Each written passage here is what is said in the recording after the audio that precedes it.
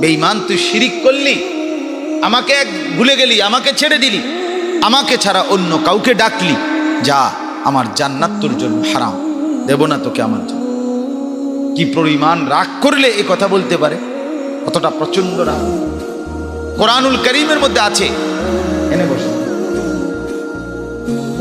AC তো চলে না, এগুলোর কোনো বাতাস নেই, ফ্যান চালাবে তো। ও আচ্ছা, তো আল্লাহ তাআলা বলেন, নবীকে বলছেন, আমাদের প্রিয় নবী সাল্লাল্লাহু আলাইহি ওয়াসাল্লামকে আল্লাহ বলছেন, লা ইন আশরাকতা লা ইয়াহবাতান্না আমাল। কঠিন কথা এটা।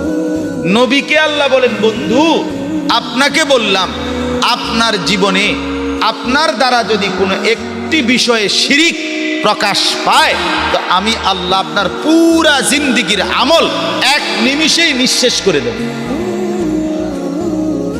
আমাদের নবী সাল্লাল্লাহু আলাইহি ওয়াসাল্লামকে আল্লাহ তাআলা এই কথা বলছেন, ওয়ালা তাকুনান্না মিনাল খাসিরিন, এবং আপনি হয়ে যাবেন ক্ষতিগ্রস্তদের অন্তর্ভুক্ত। তাহলে আপনি কেডা, আমি কে? দিন সম্পর্কে তো আমার ভাই জানার চেষ্টা করেন না, অনেকে মনেও করেন না। ইসলাম সম্পর্কে জানার কি আছে? নামাজ তো পড়ি, আরে নামাজ তো পড়েনি, আপনার ঈমান আছে তো? ঈমান ঠিক রাখছেন তো? জানেন ঈমান কেমনে থাকে, কুফর কিভাবে হয়, শিরিক কিভাবে হয়, আপনি তো জানেনও না। তো না জানলে আপনি বুঝবেন কিভাবে? না শুনলে আপনি বুঝবেন কিভাবে? বলেন। এই জন্য একজন মুসলমানের জন্য এটা তো জরুরি বিষয়। আমরা যারা কিছুটা দিনমুখী, নিজেকে মনে মনে ভাবি আমি একটু ফরেজগার মানুষ, অন্যদের চাইতে একটু ভালোই, আমার ভিতরে আখিরাতের বুঝ আছে, মৃত্যুর ভয় আছে, কবরের চিন্তা আছে, এটা যার ভিতরে আছে অনুভূতি, তাহলে সেই অনুভূতি নিয়েই শুধু চলবে না, অনুভূতির আলোকে আপনার করণীয়টাও আপনাকে বুঝে নিতে হবে। আপনি কথা বুঝছেন না? আপনি বুঝছেন এটা যে ব্যবসা করলে বেশি লাভ হবে, কিন্তু আপনি বাইক বইয়ে থাকলে তার হইতো না, এর জন্য তো আপনাকে কোনো পদক্ষেপ নিতে হবে। তাহলে আপনি যেহেতু বুঝছেন যে আপনাকে জাহান্নাম থেকে বাঁচা দরকার, জান্নাতি যাওয়া দরকার, আল্লাহর সন্তুষ্টি দরকার, তাহলে আপনাকে এর জন্য কিছু জানা, কিছু বুঝা এটা দরকার না? তো আমরা তো এটা চেষ্টা করি না। জুমার নামাজ ও বয়ান পুরা শুনতে চায় না, মনে করে এগুলো শুনবে কি লাভ, আমি তো রুকু সেজদা দেই। আপনার রুকু হয় কিনা, আপনার সেজদা হয় কিনা, আপনার সূরা কেরাত শুদ্ধ হয় কিনা, এটা দেখা দরকার না? আমার কথাতে, আচরণে, উচ্চারণে কোনো শিরক আছে কিনা এটা জানা দরকার না? আল্লাহর নবী সাল্লাল্লাহু আলাইহি ওয়াসাল্লাম বলেন, আখফা মিন দাবিবিন নামলাতিস সাউদা, একেবারে অমাবস্যার কালো রাতে কালো একটি গর্তের মধ্যে একটি কালো পাথরের উপরে যদি একটি কালো পিঁপড়া হাঁটে, তো সেটা বের করা যতটা কঠিন, তোমাদের ভিতরে শিরক এর চাইতে সূক্ষ্মভাবে ঢুকে সেটা বুঝা তার চাইতে কঠিন, তার চাইতে কঠিন। আপনি বুঝেন? মানে একটা কালো অন্ধকার রাতে একটা গুহার ভিতরে একটা কালো পাথরের মধ্যে একটা কালো পিঁপড়া ছোট্ট হাঁটতেছে, এটা বের করা সহজ না কঠিন? অনেক কঠিন না? নবী বলছে শিরক বুঝা তার চাইতে কঠিন। কেমনে শিরক হয়ে যায়, এক এক শব্দে ঈমান চলে যায়, কুফরি হয়ে যায়। কুফরি এমন এক জিনিস, যে জিনিস হাসতে হাসতে বললেও হয়ে যায়, হাসতে হাসতে। তালাক এক জিনিস, হাসতে হাসতে বললেও হয়ে যায়। বিবাহ এক জিনিস, হাসতে হাসতে বললেও, বিবাহের শর্ত পাওয়া গেলে বিবাহ হয়ে যায়। তালাক এরকম, বেশি মাথা ঠিক আছিল না হুজুর, এই জন্য তালাক দিয়ে দিছি। কি বলছেন? এ বলছি 3 কথা বলে বলছি। আপনি বললেন মাথা ঠিক আছিল না, এ সময় বলছেন আপনি কথাও পেয়েছেন ঠিক ঠিক হিসাব করে 3টা, আবার মাথা ঠিক আছিল না কেমনি? বাটফারি কথাটার জায়গা পান না। হ্যাঁ, মাথা যদি ঠিক না থাকতো তো আপনি তো 18-20টা কইলে নেন।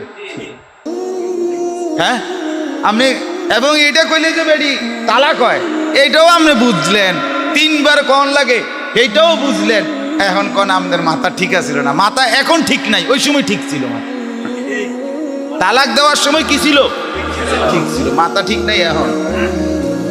এখন তো ঠান্ডা হয়েছে মাথা, অন গিয়ে মাথা ঠিক নাই, কারণ এখন বুঝছেন যে ইন্নারিল্লাহ কামটা করলাম কি, এখন তো ধরা খাইয়ে গেলাম।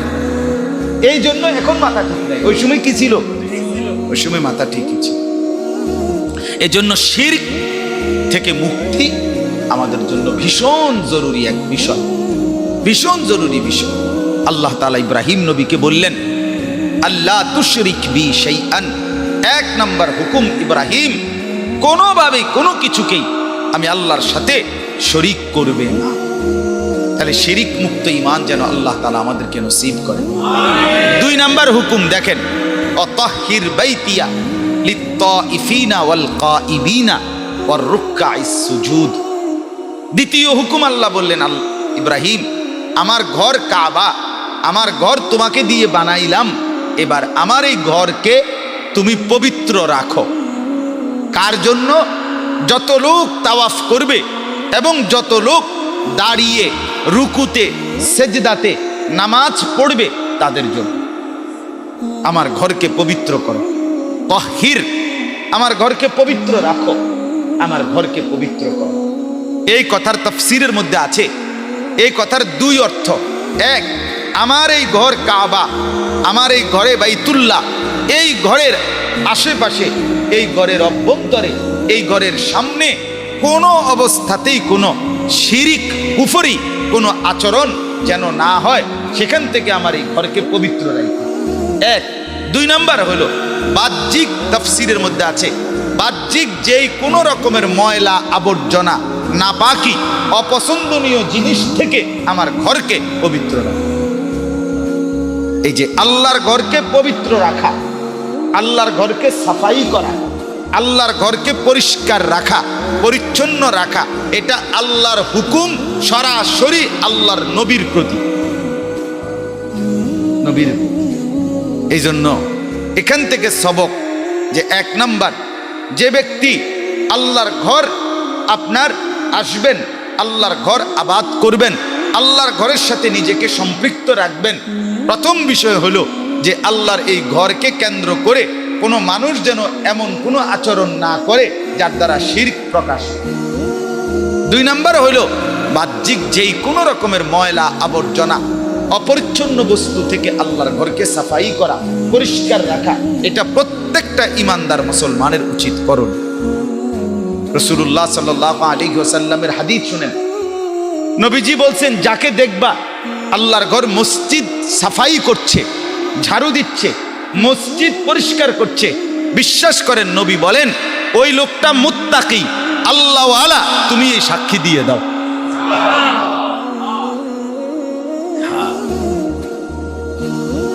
শুধু কেবল মাতবরি মসজিদের খাদেম রাখছি মনে করেন, এই বেটা 2 তারিখ না যাইতেই বেতনের লেগে ফাল মারো, এখানে বালু কেন? বুঝেন নাই কথাটা? এখানে বালু কেন? আমি বলি, আমার মসজিদে বলছি আমি বহুবার, এখানে বালু সেক্রেটারি সাহেব, সভাপতি সাহেব আমনে লেগে রাখছিলাম আপনার জন্য। আপনি মসজিদ কমিটি কি বুঝাইতে চাইছেন? এটা বাজার কমিটি না। মসজিদ কমিটি আর বাজার কমিটি এক কথা না, এক কথা না। এটা মসজিদ খেদমতের জায়গা, এখানের শুরু থেকে শেষ ইমাম, মুয়াজ্জিন, মুসল্লি, কমিটি প্রত্যেকেই মসজিদের খাদেম, প্রত্যেকেই কি? ইব্রাহিম আলাইহিস সালামের বিষয়টা আপনি দেখেন, আল্লাহ উনারে বললেন যে ইন্নী জাইলুকা লিন্নাসি ইমামা, ইব্রাহিম আমি তোমাকে ইমাম বানালাম। তো ইব্রাহিমকে ইমাম বানাইছে কে? আল্লাহ তাআলা। আবার উনি বলতেছে ওয়াতাহির, ইব্রাহিম আমার এই ঘরকে তুমি কি করো? পবিত্র করো, পবিত্র রাখো। ওই আল্লাহর ঘর, ইবাদতের ঘর, বরকতের ঘর, হিদায়াতের মারকাজ, হিদায়াতের কেন্দ্র কাবা। তাফসীরের মধ্যে আছে আপনার জমিনের সর্বত্র পানি ছিল, সর্বপ্রথম জমিনের মধ্যে কাদা, আপনার পানির মধ্যে যেরকম বুদবুদ তৈরি হয়, এই প্রথম কাবা ঘর যেখানে, ওইটুকু জায়গার মধ্যেই পানি জমাট হওয়ার, মাটিতে রূপান্তরিত হওয়ার লক্ষণ প্রকাশিত হয়েছে। এজন্য প্রথম জমিনের অস্তিত্ব, মাটির অস্তিত্ব তৈরি করেছেন আল্লাহ তাআলা কাবা ঘরের এইটুকু জায়গা। এরপরে সেটাকেই প্রলম্বিত মানে টেনে আল্লাহর কুদরতে এই জমিনের সর্বত্র মাটি আল্লাহ তাআলা ছড়িয়ে দিয়েছে, বিছিয়ে দিয়েছে। তো এরপরে প্রথম মাটি অস্তিত্ব দিয়ে মাটির উপরে প্রথম ঘর আল্লাহর ঘর। তাফসীরের মধ্যে আছে ফেরেশতারা প্রথম এই কাবা আল্লাহর ঘর নির্মাণ করছে। আর কোন কোন বর্ণনায় আদম আলাইহিস সালাম প্রথম এই ঘর আল্লাহর হুকুমে নির্মাণ করছে। তো ফেরেশতারা তাদের দ্বারাও হতে পারে, আদম আলাইহিস সালামের মাধ্যমেও হতে পারে। এরপরে হযরত নূহ আলাইহিস সালামের জামানা পর্যন্ত এই ঘর আপন অবস্থায় ছিল। এই ঘরের ইবাদত বন্দিগি হচ্ছিল। যখন নূহ আলাইহিস সালামের মহাপ্লাবন, নূহ আলাইহিস সালামের কওমকে আল্লাহ তাআলা পানিতে ডুবিয়ে ধ্বংস করে দিলেন, আপনারা জানেন। তো তখন আল্লাহ তাআলা কাবা ঘরের উপরের যে প্রাচীর দেওয়াল, উপরের অংশটা, মাটির উপরের যে অংশ, এটা আল্লাহ তাআলা তার কুদরতে আসমানে তুলে নিলেন। তাফসীরের মধ্যে এটা আছে, হাদিসের মধ্যেও আছে। নবী সাল্লাল্লাহু আলাইহি ওয়াসাল্লাম ইরশাদ করেছেন, কিয়ামতের সময়ও ইসরাফিল যখন ফু দিবে, তো এই কায়নাতের সব কিছু ধ্বংস হবে।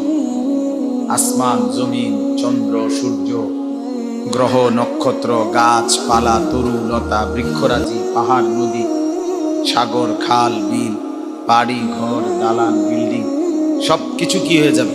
শেষ হয়ে যাবে। কিন্তু নবী সাল্লাল্লাহু আলাইহি ওয়াসাল্লাম বলেন, ইল্লাল মাসাজিদ, মসজিদ সমূহ ব্যতীত। ইসরাফিল ফু দিলেও মসজিদ ভাঙবে। এই আপনাদের এই মসজিদ, কোনো মসজিদেই ভাঙবে। কি হবে? নবী সাল্লাল্লাহু আলাইহি ওয়াসাল্লাম বলেন, এক মসজিদ আরেক মসজিদের সাথে মিলবে, মিলে আল্লাহর ঘর কাবার সাথে মিশে জান্নাতে চলে। তাইলে এই কথার দ্বারাও বোঝা গেল যে এই যে তুফান যখন সব কি করে দিছে, সমান করে দিছে, নূহ আলাইহিস সালামের মহাপ্লাবনে কিন্তু আল্লাহর ঘর আল্লাহ তাআলা কি করে নিছেন? উঠে গেছে। এর দ্বারাও বোঝা যায় এমনটাই হবে। তো নূহ আলাইহিস সালামের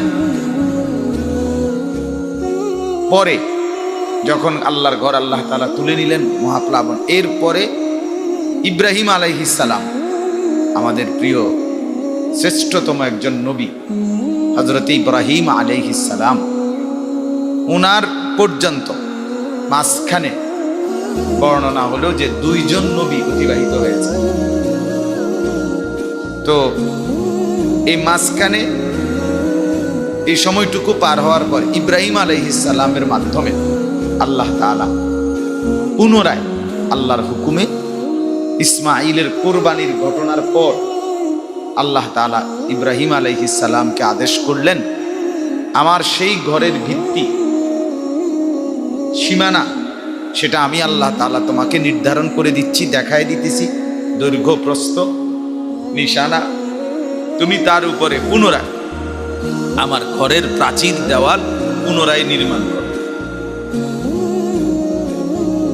তো ইব্রাহিম আলাইহিস সালাম আল্লাহ তাআলার হুকুমে সেই কাবার আল্লাহ তাআলার দেখানো নকশার উপরে হযরতে জিবরিলের উপস্থিতিতে, জিবরাইল আলাইহিস সালাম উপস্থিত ছিলেন, ওনার উপস্থিতিতে উনি ওনার সন্তানকে নিয়ে আল্লাহর ঘর কাবার ওই ভিত্তির উপরে চতুর্দিকের প্রাচীর দেওয়াল পুনরায় তিনি ওই পাথর দিয়ে তৈরি করলেন। এই তৈরি করার পর, আল্লাহর ঘর পুনরায় নির্মাণ করার পর, সূরা বাকারার মধ্যে আছে وَإِذْ يَرْفَعُ إِبْرَاهِيمُ الْقَوَاعِدَ مِنَ الْبَيْتِ وَإِسْمَاعِيلُ, যখন আমার ঘরকে পুনরায় নির্মাণ করলেন ইব্রাহিম এবং তার ছেলে ইসমাঈল। তো আল্লাহ তাআলা এই ঘর পুনরায় নির্মাণ করার পর আল্লাহর ঘর ইব্রাহিম আলাইহিস সালামকে 3টি হুকুম করলেন, 3টা আদেশ করছে, তুমি এই 3টি কাজ এখন করবা, এখন খেয়াল রাখবে। তো 3টি হুকুম কি সেটাই এই আয়াত 2টার মধ্যে আল্লাহ তাআলা উল্লেখ করছে। এই আমি প্রেক্ষাপটটা বোঝানোর জন্য আর কি এই কথাগুলো বললাম। তাহলে এবার দেখেন কয়েকটা জিনিস। 1 নাম্বার হলো ইব্রাহিম আলাইহিস সালাম আল্লাহ তাআলার প্রিয় শ্রেষ্ঠ নবীদের একজন। ইব্রাহিম আলাইহিস সালামকে আল্লাহ তাআলা জিন্দেগীর প্রথম থেকে শেষ পর্যন্ত বারবার আল্লাহ তাআলা পরীক্ষা নিয়েছেন, এবং যতবার পরীক্ষা নিয়েছেন ইব্রাহিম আলাইহিস সালাম ততবারই শতভাগ উত্তীর্ণ হয়েছে। وَإِذِ ابْتَلَى إِبْرَاهِيمَ رَبُّهُ بِكَلِمَاتٍ فَأَتَمَّهُنَّ, আল্লাহ তাআলা বলেন ইব্রাহিমকে আমি বহু কথা দিয়ে বারবার পরীক্ষা করেছি, সে প্রত্যেক পরীক্ষায় পরিপূর্ণতায় পৌঁছেছে, উত্তীর্ণ হয়েছে। উত্তীর্ণ না শুধু মানে একবার শতভাগ, 100 ঠিক যেমনে চেয়েছি তা প্রমাণ করে দিয়েছে। তো তাফসীরের মধ্যে আছে, হযরত আব্দুল্লাহ ইবনে আব্বাস রাদিয়াল্লাহু তাআলা আনহুমা বলেন আল্লাহ তাআলা ইব্রাহিম আলাইহিস সালামকে মোট 30টি পরীক্ষা নিয়েছে। কোন মুফাসসিরিনে কেরাম বলেন 70টা পরীক্ষা নিয়েছে। প্রত্যেক পরীক্ষায় একটা বিষয় ছিল, ইব্রাহিম আলাইহিস সালাম আল্লাহকে সর্বোচ্চ মহব্বত করে কিনা। ইব্রাহিম আলাইহিস সালাম বলছেন, আল্লাহ আপনি যত কঠিন থেকে কঠিন পরীক্ষাই নেন, ইনশাআল্লাহ আমি চেষ্টা করব এই কথা প্রমাণ করতে যে আমি কেবল আপনাকেই ভালোবাসি। এটাই হলো মূল পরীক্ষার সবক। মাকে সামনে আনছে, বাবাকে সামনে আনছে, নমরুদকে সামনে আনছে, পুরা কওম বিরোধিতায় আসছে। আপন কোলের ছেলে ইসমাঈল, ওনাকে আদর করতে নিষেধ করছে প্রথম, তারপরে বলছে বাড়ির থেকে দূরে দিয়ে আসো, বলছে ঠিক আছে, তারপরে বলছে জবাই করে দিতে, বলছে ঠিক আছে। অর্থাৎ কোনোবার একবারও ইব্রাহিম আলাইহিস সালাম আল্লাহ তাআলার কথার ব্যাপারে সামান্যতম ভাবনাও ভাবতেন না। যেটা বলছেন যে এটা কি যৌক্তিক না অযৌক্তিক, না পারবে না পারবে না, এটা কুলাইতে পারবে কিনা ইত্যাদিও ভাবে না, কিছুই না। আল্লাহ বলছেন খালাস। এটা ছিল ইব্রাহিম আলাইহিস সালামের মেজাজ। সন্তানকে জবাই করে দিতে বলছে, আচ্ছা কোনো এশকাল নেই যে এটা কেমন কথা হইল, আল্লাহ তাআলা এটা কেন করতে চাচ্ছেন, বিষয়টা কি একটু পুনর্বিবেচনা করা যায় কিনা, বা আসলে কি হাসতে হাসতে কইতেছেন নাকি রসিকতা করে কইতেছেন, না বেশি রাগ হয়ে গেছে, কিছুই নেই না, ওনার কোনো কি নেই প্রশ্ন। ইব্রাহিম আলাইহিস সালাম এইসা মেজাজের ছিল, এমন তবিয়তের উনি ছিলেন যে মেজাজটাই এমন ছিল না যে আমি আল্লাহ তাআলাকে এই পরিমাণ ভালোবাসি যে আমার প্রিয়জন যা বলবে আমি তাই পালন করতে প্রস্তুত। এবার কি পাহাড় ডিঙ্গাইতে হবে না সাগর ডিঙ্গাইতে হবে সেটা আমার দেখার বিষয়। আজীব কথা শুনেন, ওই যে নবীজি সাল্লাল্লাহু আলাইহি ওয়াসাল্লাম, আপনারাও শুনছেন এটা, যে নবীজি মেরাজে যখন গিয়েছেন, তো মেরাজে যাওয়ার টাইমে 7 আসমানে নবীদের সাথে দেখা হয়েছে। 7ম আসমানে লাস্ট যেই নবীর সাথে দেখা হয়েছে তিনি ইব্রাহিম আলাইহিস সালাম। উনি 7ম আসমানে দেখা হয়েছে না। তো যখন আল্লাহ তাআলার সাথে সাক্ষাৎ করে নবীজি সাল্লাল্লাহু আলাইহি সাল্লাম ফেরত আসতেছেন, আল্লাহ তাআলা ওনাকে প্রথম 50 ওয়াক্ত নামাজ হাদিয়া দিয়েছে। ঠিক না? জানেন না এটা কয় ওয়াক্ত? এই আসার সময় এখন প্রথম দেখা হয়েছে কার সাথে? কেন? যেহেতু এখন তো ওই দিক থেকে সপ্তম আসমান কি আগে, রিটার্ন আসতেছে। তো ইব্রাহিম আলাইহিস সালাম জিজ্ঞেস করছে আমাদের নবী সাল্লাল্লাহু আলাইহি ওয়াসাল্লাম আল্লাহ তাআলার পক্ষ থেকে কি পেলেন, কি দিল? তো ইব্রাহিম আলাইহিস সালামের কথার জবাবে নবীজি বললেন 50 ওয়াক্ত নামাজ আল্লাহ তাআলা। ইব্রাহিম আলাইহিস সালাম বলেন মাশাআল্লাহ, আলহামদুলিল্লাহ, ঠিক আছে, ঠিক আছে, মারহাবা, যান। তো ষষ্ঠ আসমান মুসা আলাইহিস সালামের সাথে সাক্ষাৎ।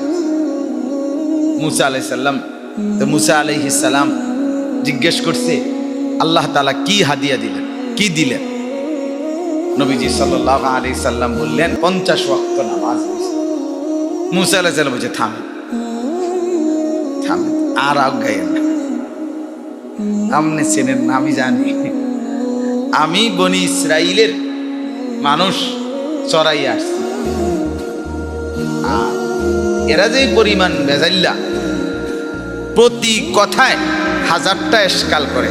আমি দেখে আসছি সরেজমিনে মানুষের তবিয়ত, উম্মতের তবিয়ত কি হয়।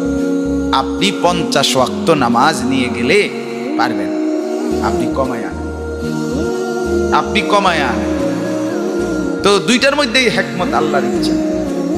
আল্লাহ নবী সাল্লাল্লাহু আলাইহি ওয়াসাল্লাম কমায় আনছে, কমাইতে 9 বারে ফিরে গিয়ে 5 করে 45 ওয়াক্ত নামাজ কি করছেন? কমায় 5 ওয়াক্ত রাখছেন।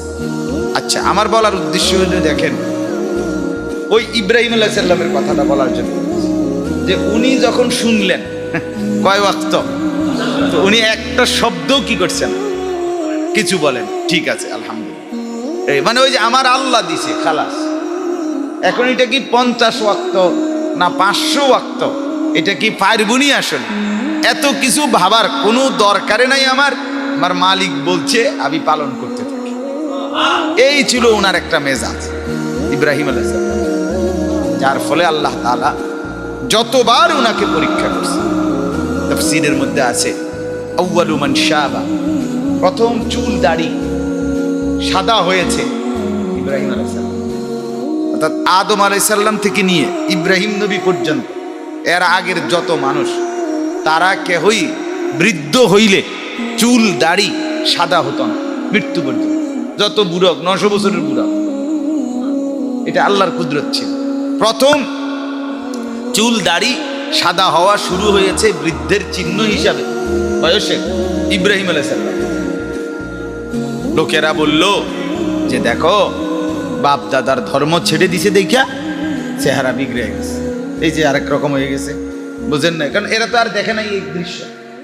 তো ইব্রাহিম আলাইহিস সালাম আল্লাহ তাআলাকে বললেন, ইয়া রাব্বি মা হাদা শাই, হে আল্লাহ এটা কি, এই যে এরকম হচ্ছে কেন, বা এটা কি জিনিস? তো আল্লাহ তাআলা বললেন ইব্রাহিম আলাইহিস সালামকে, ইব্রাহিম হাদা ওয়াকার, এটা সম্মান, এটা মর্যাদা, এটা ইজ্জত। সাথে সাথে তাফসীরে লিখছে ইব্রাহিম আলাইহিস সালাম হাত তুলে বলেন আল্লাহুম্মা জিদ ওয়াকারান, আল্লাহ তাআলা এই সম্মান আরো বাড়ায়। বাগিড়িও সাদা করে, বুঝেন না? এই সম্মান কি করে দেন, মানে কি বাগিড়িও কি করে দেন, এই হলো ইব্রাহিম। মানে মেজাজটাই ছিল ওনার এমন। আউয়ালু মান ইখতাতানা, তাফসীরের মধ্যে আছে প্রথম খতনা, সর্বপ্রথম খতনা করার হুকুম আল্লাহ তাআলা ইব্রাহিম আলাইহিস সালাম। এটা পরীক্ষা। এই বয়সকালে প্রাপ্ত বয়সকে নিজের খতনা নিজে করাছে, তাফসীরে স্পষ্ট আছে। কে করাবে, বুঝবে কে? এই হুকুম তো কেউ জানে না, এই প্রথম হুকুম। তো উনি নিজের খতনা নিজেই করাইছে। মানে কোনো বিষয়ে ওনার কি ছিল না, এশকাল ছিল। ওনার কথা ছিল আল্লাহ বলছে, খালাস। এটা হলো ওনার মেইন থিম ছিল, নজরিয়া ছিল। ছেলের ব্যাপারে যা বলছেন ইসমাঈলের ব্যাপারে তিনি তাই মেনে নিয়েছেন। এই সমস্ত পরীক্ষায় উত্তীর্ণ হওয়ার পর বারবার আল্লাহ তাআলা তাকে পরীক্ষা নিলেন এবং তিনি সফলভাবে উত্তীর্ণ হওয়ার পরে আল্লাহ তাআলা বললেন, ইন্নী জাইলুকা লিন্নাসি ইমামা। ইব্রাহিম, চলো, আমি তোমাকে পুরস্কার দিচ্ছি। সেই প্রথম পুরস্কার হলো, আমি তোমাকে পৃথিবীবাসীর জন্য, সমস্ত মানুষের জন্য কিয়ামত পর্যন্তের ইমাম বানিয়ে দিল। তুমি মানুষের ইমাম। ইন্নী জাইলুকা লিন্নাসি ইমাম, আমি তোমাকে মানুষের জন্য ইমাম বানিয়ে দিলাম। ইমাম বানিয়ে, এই যে আল্লাহ তাআলা মর্যাদা দিছেন। আর কি করবা? আল্লাহ বলেন আরো পুরস্কার দিচ্ছি। পুরস্কার হলো, তোমার সারা জিন্দিগির এই মেহনত, আমার মহব্বত ভালোবাসার প্রমাণ দিয়েছ, বারবার বিনা প্রশ্নে আমার আনুগত্য করছো তুমি। অতএব আমারে যেহেতু সর্বোচ্চ ভালোবাসছো তুমি, অতএব আমার ঘরটা তুমি বানাও, আমার ঘর তোমাকে দিয়ে বানাও। এই জন্য আল্লাহ তাআলা ইব্রাহিম আলাইহিস সালামকে নিজের ঘর বানাইতে দিলেন। আল্লাহর ঘর বানায়, আল্লাহর ঘর যে বানায়, আল্লাহর ঘরের যে খেদমত করে, এটা স্পষ্ট প্রমাণ হয় যে আল্লাহ তাকে এই কাজে মহব্বত করে। এই যে ইমাম, মনে করেন যিনি ইমাম হয় মসজিদে, আল্লাহ তাআলা বলেন ইন্নী জাইলুকা লিন্নাসি ইমাম। আমি ইব্রাহিমকে বললেন, আমি তোমাকে মানুষের জন্য ইমাম বানাই।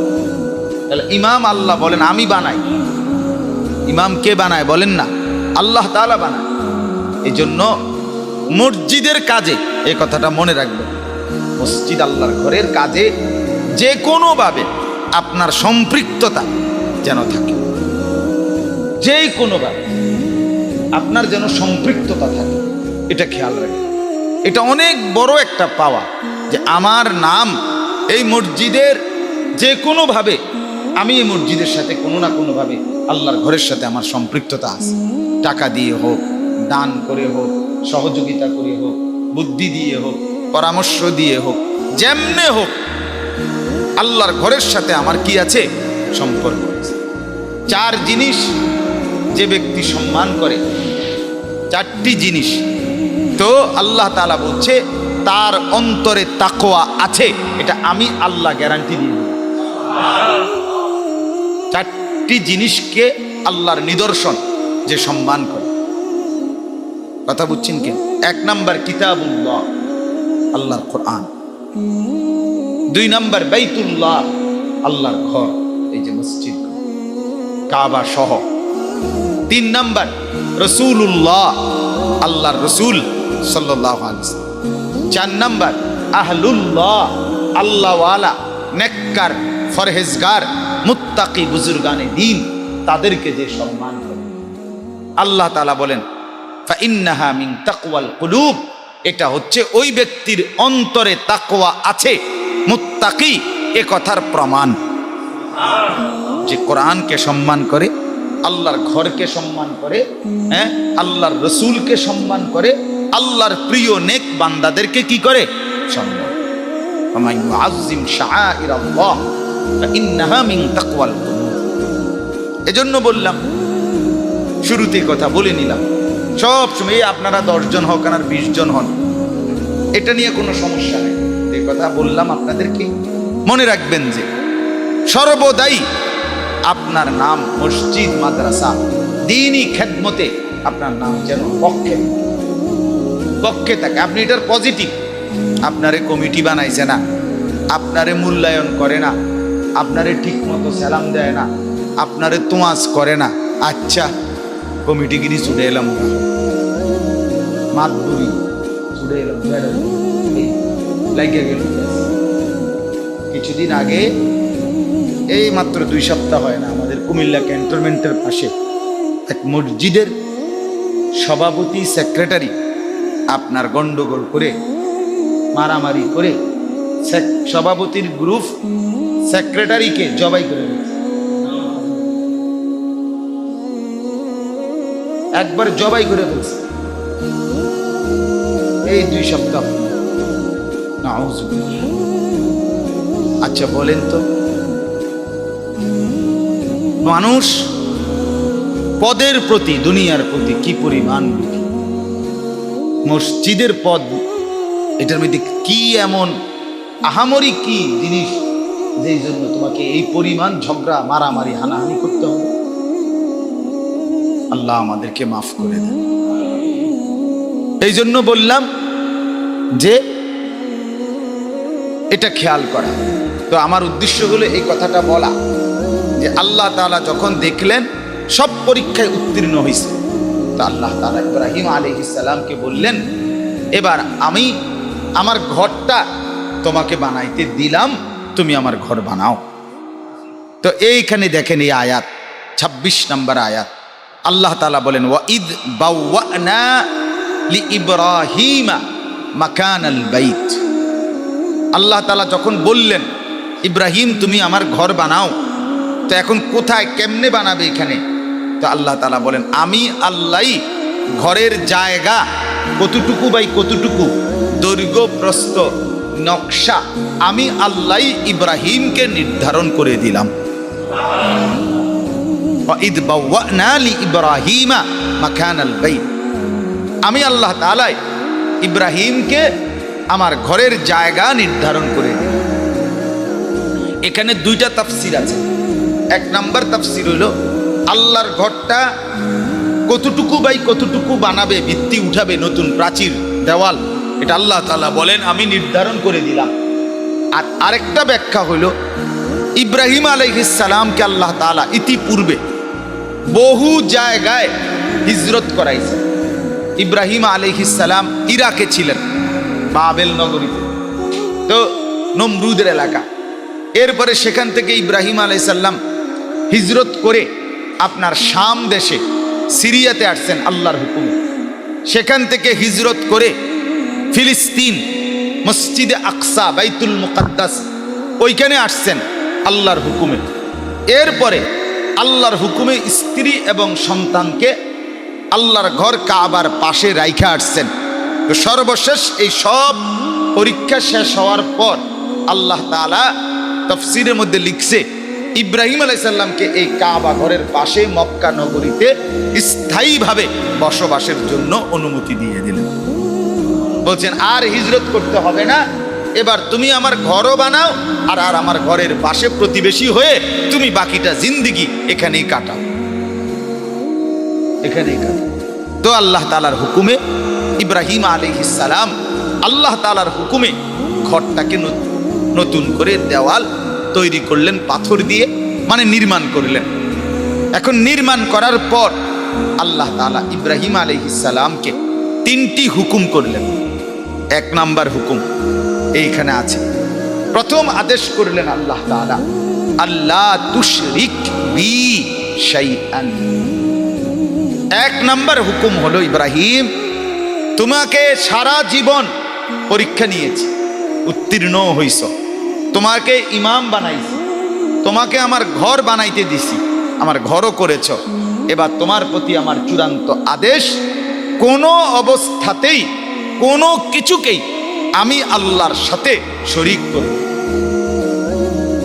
জীবনটাকে শিরিক মুক্ত রাখা যায়, এই 1 নম্বর।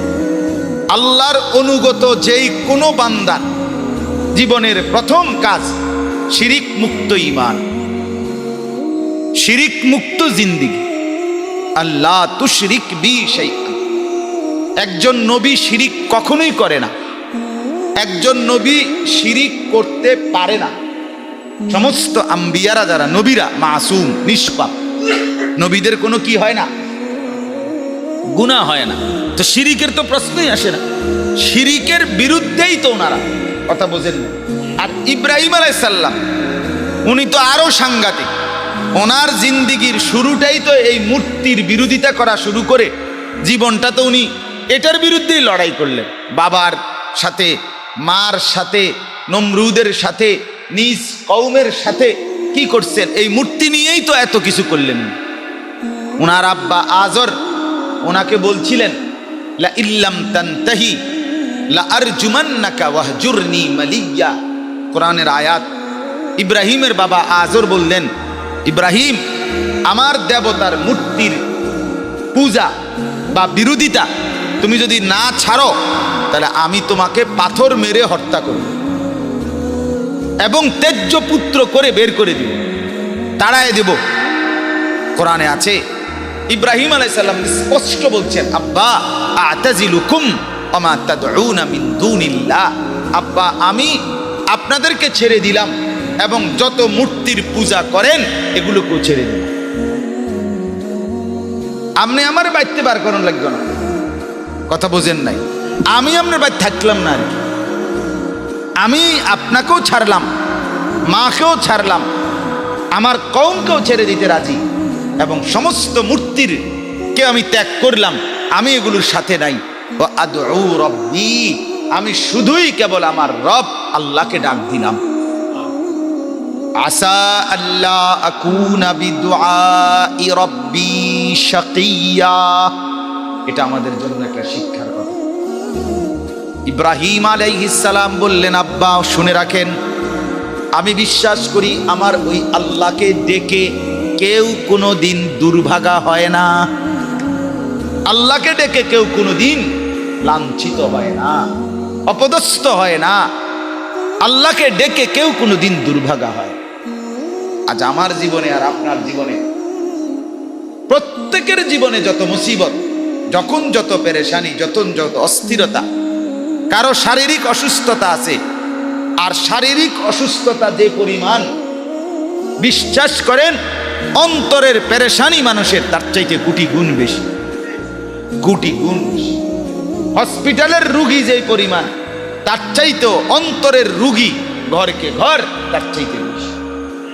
কোটি কোটি টাকার মালিক, কোটি কোটি টাকার মালিক এই কয়দিন আগেও আমাদের কাছে দোয়া চাচ্ছে, তদবির চাচ্ছে, বলতেছে যে হুজুর ছেলেটা প্রাইভেট কার কিনে দিছি, ছেলেটা প্রাইভেট কার চালায় না, ছেলেটা শুধু মোটরসাইকেল চালাবে, অথচ আমি আমার 2-4টা বাড়ি ঢাকা শহরে,